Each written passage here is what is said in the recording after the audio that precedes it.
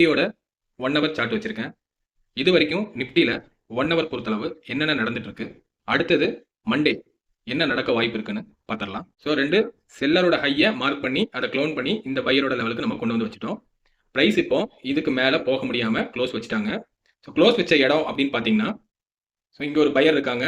இந்த பையருக்கு கீழே ஸ்ட்ராங்காக 1 ஹவர் கேண்டில் க்ளோஸ் வச்சுட்டாங்க.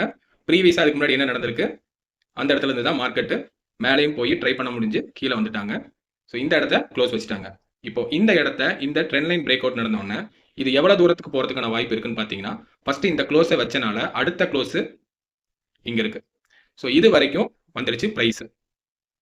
ஓகே, இப்போ இந்த ட்ரெண்ட் லைனோட டார்கெட் முடிஞ்சது. அடுத்தது பாருங்க. ஸோ இங்கே இருக்கிற 2 செல்லரோட ஹையை மார்க் பண்ணுறேன். அதை க்ளோன் பண்ணி கீழே கொண்டு வரேன். கீழே கொண்டு வந்தோன்னே இதே மாதிரி என்ன ஆகுது, ட்ரெண்டு கீழே பிரேக் ஆகுது.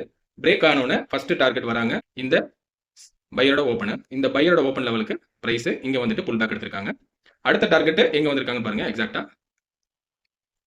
இந்த ஓப்பன் ப்ரைஸ் கிட்ட. அதாவது நம்ம ஆல்ரெடி சொல்லியிருக்கோம், இந்த இடத்த பிரேக் அவுட் ஆகி ப்ரைஸ் ட்ரை பண்ணியிருக்காங்க. மறுபடியும் இங்கே நல்லாவே வந்து கேப் அப் ஆன இடம். அதனால ப்ரைஸ் இந்த இடத்துல வந்தோடனே மார்க்கெட்டு ரிவர்சல் ஆயிடுச்சு. ஸோ ஒவ்வொரு லெவலையும் பிரேக் அவுட் ஆனோடனே ப்ரீவியஸான நம்மளோட பையரோட ஓப்பன் ப்ரைஸ் வரைக்கும் அதோட டார்கெட் நம்ம ஃபிக்ஸ் பண்ணலாம். சரி, இப்போ இந்த இடத்துல பாருங்க, இந்த 2 ஹையை கனெக்ட் பண்ணுறேன். கனெக்ட் பண்ணி கீழே கொண்டு வந்து வைக்கிறேன். ஆனால் இங்கே வந்து என்னாச்சு, மார்க்கெட்டு பிரேக் ஆகலை. பிரேக் ஆகாமல் என்ன பண்ணிட்டாங்க, மேலே க்ளோஸ் வச்சுட்டாங்க. அப்படின்னா ட்ரெண்டு நமக்கு சேஞ்ச் ஆயிடுச்சு. இப்போ செல்லிங் ட்ரெண்டுனால 2 செல்லரோட ஹையை நம்ம மார்க் பண்ணி ட்ராக் பண்ணி பார்த்தோம். இப்போ பையிங் ட்ரெண்டுக்கு சேஞ்ச் ஆயிருக்கு. இப்போ நம்ம வந்து 2 பையரோட லோவை கனெக்ட் பண்ணிக்கலாம். ஸோ 2 பையரோட லோ கனெக்ட் பண்ணி மேலே இருக்கிற ஹைக்கு வைக்கிறேன். ஸோ இது வரைக்கும் ஃபர்ஸ்ட் போயிருக்கு. இங்கேயும் பிரேக் அவுட் நடந்துருச்சு. பிரேக் அவுட் நடந்தால் நம்ம ஃபர்ஸ்ட் டார்கெட் எங்கே வைப்போம்,